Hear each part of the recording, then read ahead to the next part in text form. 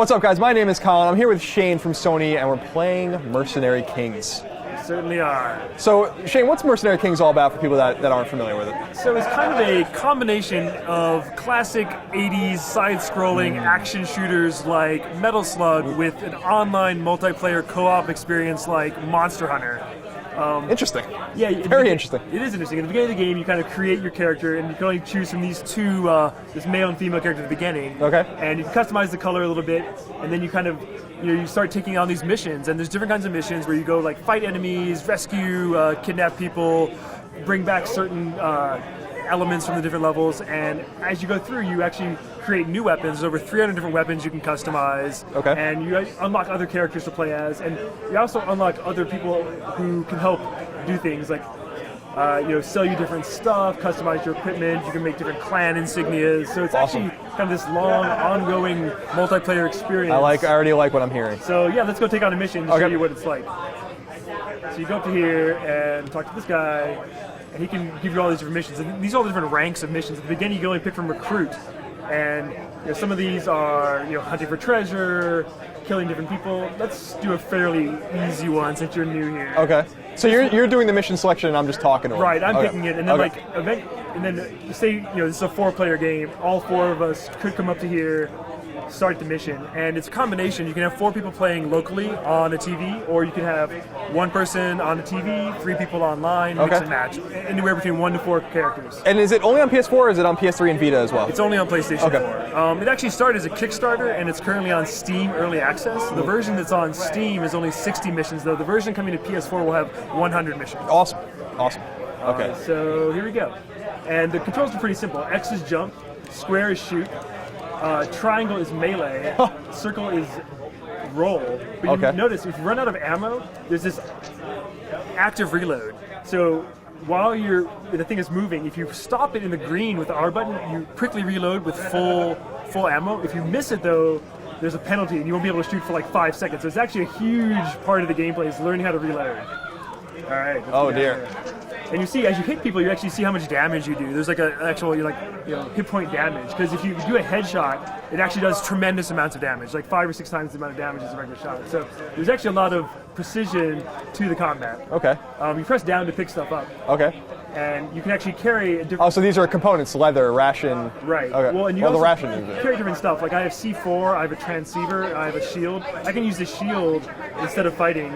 I brought this into battle, so you can bring things and customize them. Oh, so wood. Yeah, so there's kind of like Monster Hunter, you're picking up all these different, ingredients that you use to craft stuff, and like everything from, crafting new ammunition, crafting new armor, crafting grenades, crafting, each weapon you have has 6 different parts of it you can customize, from like the scope to the barrel to the muzzle. Like, it's pretty ridiculous how deep the customization goes. This is cool. I already really enjoy this. This is speaking to me as an old school gamer. Right, I think for old school gamers like who grew up playing games like, as I said, Metal Slug or Bionic Commando. A lot of people say this actually reminds them of the arcade version of Bionic Commando, the Artolon. There's a fox we can kill and take its pelt. I think I'm kidding, right? No, like it goes that deep. I love it. And also, like, before you come to a mission, it kind of matters what you bring into it. So if you want to bring people back to life once they've fallen, you have to bring these syringes in from. Okay, here's a tough enemy. And some of the enemies are actually kind of reminiscent of like Mega Man. Yeah, I was gonna say this is like a guts dozer here. Right. Oh, there we go. Yeah, she'll turn around and go back in there. Yeah. Oh! I pulled her.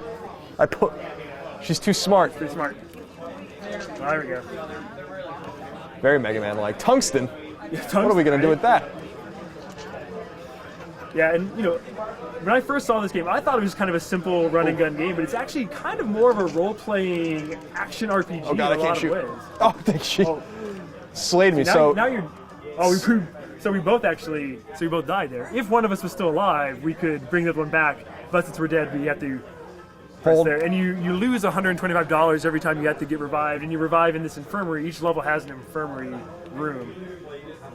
So each mission is timed, so you still have 9 minutes. So we can still complete this mission. Okay.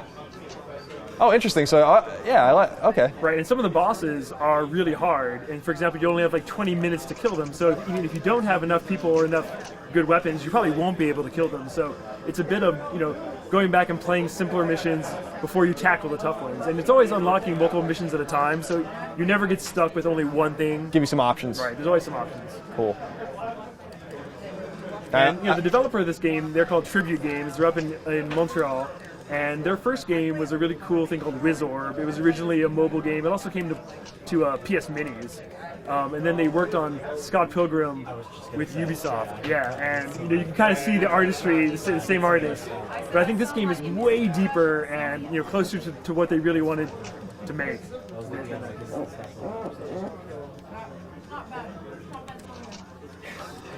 And this should be out pretty soon. It's almost complete. Yeah. So yeah, what window are we looking at? Like next month or two? I think in the next 2 months. Okay. Because it has online multiplayer, it's going to take a little while to get everything running super smoothly online. And we're working with them to get it approved for publishing soon on PS4. So I think before GDC time, hopefully. So you said it's a PS4 only. Is there any thought of bringing it to Vita at least, or is it just? Well, I mean, it will use remote play, so you'll at least be able to do that. That's true I will say enough. that the developer at Tribute, they're actually interested in bringing it to Vita, and they're looking into it. I think the engine that this is on, the technology, is going to take a little longer to bring to Vita, but I think it would be great. I think it's a game where, kind of Monster Hunter style, if everybody had their own display, 4 players could get together and play on Vita pretty easily too. Yeah, I was going to say, this seems like it would be right at home there. But you're right, remote play will work just as well. Oh, yeah. This guy stabbed me in the face again. Also, a lot of the enemies seem to be like, kind of referencing that guy who we just killed looks like Vamp from Metal Gear Solid 2. Yeah. And some of the enemies look like guys from movies. I think there's a lot of little homages in here to other things from pop culture. Oh, so our bullets only go so far, so we have to get upgrade. You can actually one of the first upgrades I do in this game is to get better bullets and actually go all the way across the screen. Yeah. This is very Mega Man-like too, with the right, those guys. Yeah, and having to use the ladder and just kind of evade them. Those bullets are violent, Commando. Straight up. Now I die. Avenge my death.